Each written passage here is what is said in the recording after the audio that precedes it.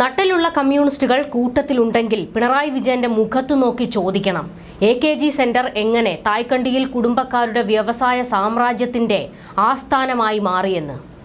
ചെങ്കൊടി പിടിക്കാൻ കരുത്തുള്ള ഒരു കരമുണ്ടായാൽ മതി, അതാണ് ഈ പാർട്ടിയുടെ ചങ്കുറപ്പെന്ന വീരവാദ മുഴക്കികളുടെ നാവടഞ്ഞോ?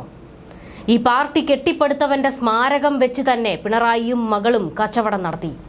എന്നിട്ടും അത് ചോദിക്കാൻ നട്ടലുള്ള ഒരുത്തനും ഈ പാർട്ടിയിലില്ല. അതോ ഇനി AKG സെന്റർ വീണയ്ക്ക് തീരെഴുതി കൊടുത്തോ? വീണയ്ക്ക് ഒരു മനസ്സറിവുമില്ല. AKGയും എക്സാലോജിക്കും തമ്മിലാണ് ബന്ധമെന്ന് പിണറായി ഇനി പറഞ്ഞാൽ അതും തലകുലുക്കി സമ്മതിക്കും അണികളെന്ന അടിമകൾ. CPM ഇനി വലിയ വിപ്ലവം ഉണ്ടാക്കാൻ നിൽക്കല്ലേ. ഇനി ഈ പരിപ്പ് ഇവിടെ വേവില്ല. അതുകൊണ്ടാണ് മുഖ്യമന്ത്രി ഒരു കാര്യം, കോപിഷ്ഠനാകില്ലെങ്കിൽ അങ്ങയുടെ സവിധത്തിൽ ഉണർത്തിച്ചോട്ടെ. സന്മനസ്സുള്ള പാർട്ടി അണികളും ഇത് കേൾക്കണം, കാത് തുറന്നു തന്നെ കേൾക്കണം.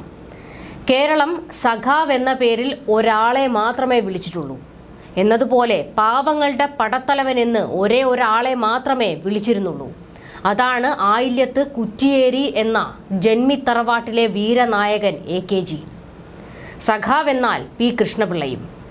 കരിമണൽ കർത്തയിൽ നിന്നും അച്ചിക്കും മകൾക്കും കടലിനക്കരെ സമസ്ത സൗഭാഗ്യങ്ങളും ഉള്ള പറുദീസ നിർമ്മിക്കാനല്ല AKG ഒരു പുരുഷായുസ് മുഴുവൻ ചെലവിട്ടത്. മരം കോച്ചുന്ന മഞ്ഞിലും ചുട്ടുപഴുത്ത വെയിലത്തും ഉത്തരേന്ത്യയിൽ ചെലവിട്ടത് ഒരു ലക്ഷ്യത്തിനു വേണ്ടിയായിരുന്നു.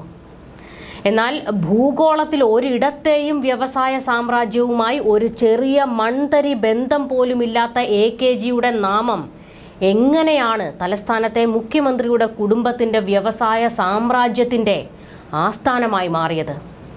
AKGയും എക്സാലോജിക്കും തമ്മിൽ എന്ത് ബന്ധം? ഒരു കളങ്കിത വ്യവസായ സ്ഥാപനത്തിൻ്റെ കരിമുദ്ര ജനകോടികൾ നിർമ്മിച്ച AKGയുടെ സ്മാരകത്തിന് എങ്ങനെ വീണു? അതെങ്ങനെ പൊറുക്കാനാകും? ആരുടെ കുബുദ്ധിയാണ് അതിന് പിന്നിൽ? പ്രതിപക്ഷത്തിനും അതിൽ മിണ്ടാട്ടമില്ലല്ലോ. അത് നീക്കം ചെയ്യാൻ ആവശ്യപ്പെടാൻ പൊതു തെരഞ്ഞെടുപ്പ് കാലത്തും ചങ്കൂറ്റമുള്ള ആരും CPMൽ ഇല്ലേ? എല്ലാം അടിമകളായോ? തുടങ്ങി കുറേ ചോദ്യങ്ങൾ വെട്ടിത്തുറന്ന് ചോദിക്കുകയാണ് ശക്തിധരൻ. CPMനെ പൊള്ളിക്കുന്ന CPM എന്ന പാർട്ടിയുടെ വീറും വാശിയും സിരകളിൽ ഓടുന്നുവെന്ന് അണികളും നേതാക്കളും ഊറ്റം കൊള്ളുന്ന എല്ലാവരുടെയും മുഖത്തേറ്റ അടിയാണ് ശക്തിധരൻ്റെ ഈ ചോദ്യങ്ങൾ. മുഖ്യമന്ത്രിയുടെയും കുടുംബത്തിൻ്റെയും ഉച്ഛിഷ്ടം തിന്ന് ജീവിക്കുന്ന കള്ളപ്പരിശകൾ.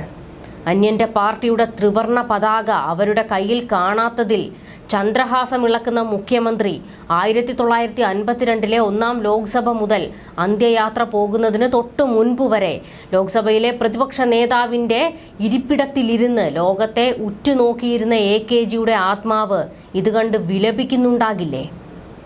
CPM സംസ്ഥാന കമ്മിറ്റി ഓഫീസ് സ്ഥിതി ചെയ്യുന്ന സ്ഥലം എന്ത് അധർമ്മ പ്രവർത്തനത്തിനും ഉപയോഗിക്കാൻ വിട്ടുകൊടുക്കുന്നത് പാർട്ടിയുടെ കാര്യം. പാവങ്ങളുടെ പടത്തലവൻ എന്ന വിളിപ്പേരുള്ള കേരള ചരിത്രത്തിലെ ഏറ്റവും ജനകീയനായ AKG 1930 അധ്യാപക ജോലി രാജിവെച്ച് ഉപ്പ് സത്യാഗ്രഹത്തിലാണ് പങ്കെടുത്തത്. അല്ലാതെ പിണറായി വിജയനെ പോലെ കരിമണൽ കള്ളക്കച്ചവടത്തിനല്ല ഇറങ്ങിയത്. 1952 ആദ്യ പാർലമെന്റ് തെരഞ്ഞെടുപ്പിൽ മത്സരിച്ച് ജയിച്ച AKG താനോ തൻ്റെ കുടുംബത്തിൽ ആരെങ്കിലുമോ കോടാനുകോടി ലാഭം കൊയ്യുന്ന കരിമണൽ വിറ്റ് മാസപ്പടി വാങ്ങാമെന്ന് സ്വപ്നത്തിൽ പോലും ചിന്തിച്ചിട്ടുണ്ടാകില്ല.